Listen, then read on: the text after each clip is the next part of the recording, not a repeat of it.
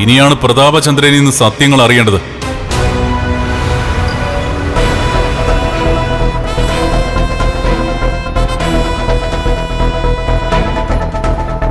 താനൊരു സൈക്കാട്രിസ്റ്റിന്റെ വീട്ടില് വളരെ കുറച്ചു ദിവസമല്ലേ ട്രീറ്റ്മെന്റ് ചെയ്തിട്ടുള്ളൂ. ഇപ്പൊ താൻ നോർമൽ അല്ലേ? എന്തോ എനിക്കറിയില്ല. ഡോക്ടർ നോർമൽ ആണെന്ന് പറഞ്ഞ് സർട്ടിഫിക്കറ്റ് തന്നിട്ടുണ്ടല്ലോ. എന്നൊക്കെ പറയുന്നുണ്ടോ? അപ്പൊ അത് സത്യമല്ലേ? യവൻ ഇടയ്ക്കിടയ്ക്ക് തലയ്ക്ക് വെളിവില്ലാതെ. നിർത്ത്. തന്നോട് ചോദിക്കുന്നതിന് മാത്രം മറുപടി പറഞ്ഞാൽ മതി. ഓ,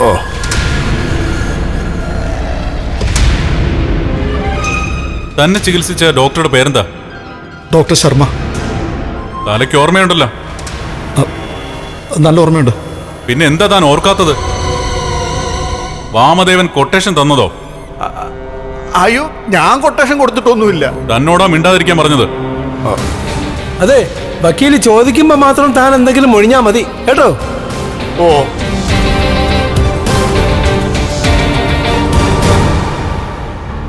താൻ ഡോക്ടർ ശർമ്മയുടെ ചികിത്സയിലായിരുന്ന സമയത്ത് ഡോക്ടർ തന്റെ മനസ്സ് പഠിക്കാൻ ഒരു ശ്രമം നടത്തി. അന്ന് താൻ പാതി മയക്കത്തിൽ ഡോക്ടറോട് പറഞ്ഞ സത്യങ്ങളുണ്ട്.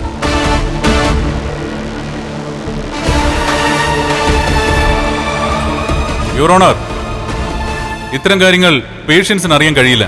പക്ഷേ പേഷ്യൻസ് പറയുന്നത് ഡോക്ടർക്ക് മനഃപ്പാടമാണ്.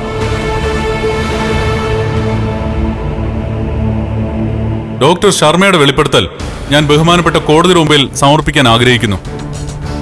പ്രൊസീഡ്.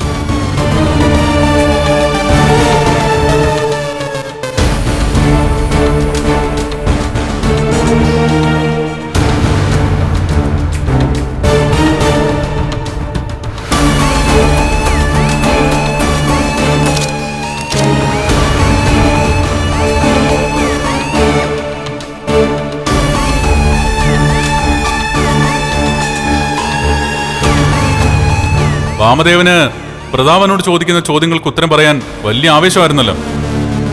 എന്നാ കേട്ടോ, ഡോക്ടർ ശർമ്മ പ്രതാപനെ ഉറക്കി കിടത്തിയിട്ട് കാര്യങ്ങൾ ചോദിച്ച് മനസ്സിലാക്കാൻ ശ്രമിച്ചപ്പോ ഇയാള് ഡോക്ടറോട് വ്യക്തമായി പറഞ്ഞു, ഇയാൾ വിശ്വനാഥൻ എന്ന പാവ മനുഷ്യന്റെ ബുള്ളറ്റിലേക്ക് ലോറി പായിച്ച് കയറ്റിയെന്ന്.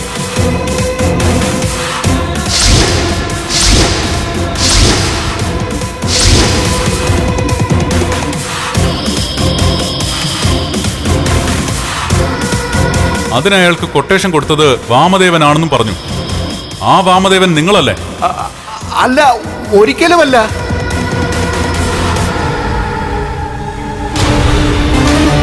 ഞാൻ പറഞ്ഞില്ലേ, അന്നെനിക്ക് എവനെ പരിചയം പോലും ഇല്ല. അല്ലെങ്കിൽ എവനോട് ചോദിച്ചു നോക്ക്.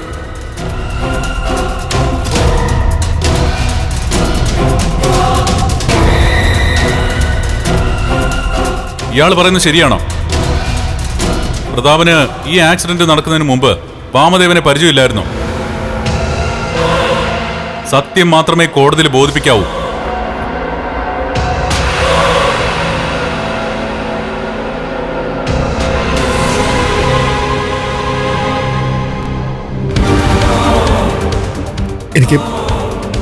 എനിക്ക് പരിചയം ഉണ്ടായിരുന്നു.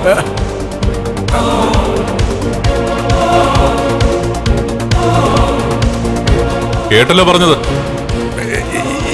ഇത് കള്ളവാ.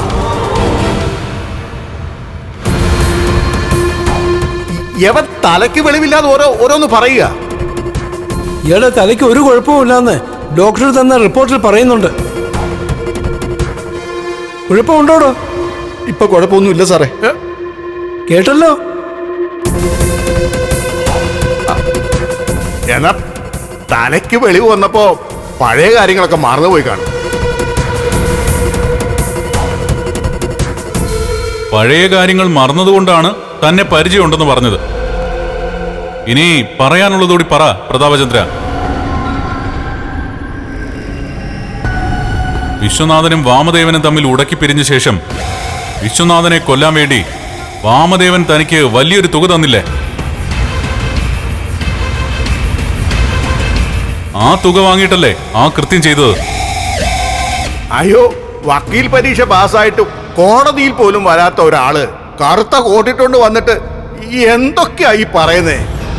ഞാൻ സ്വപ്നത്തിൽ പോലും അങ്ങനെ ചിന്തിച്ചിട്ടുമില്ല, ചെയ്തിട്ടുമില്ല. സ്വപ്നത്തിൽ ചെയ്തിട്ടില്ലായിരിക്കും.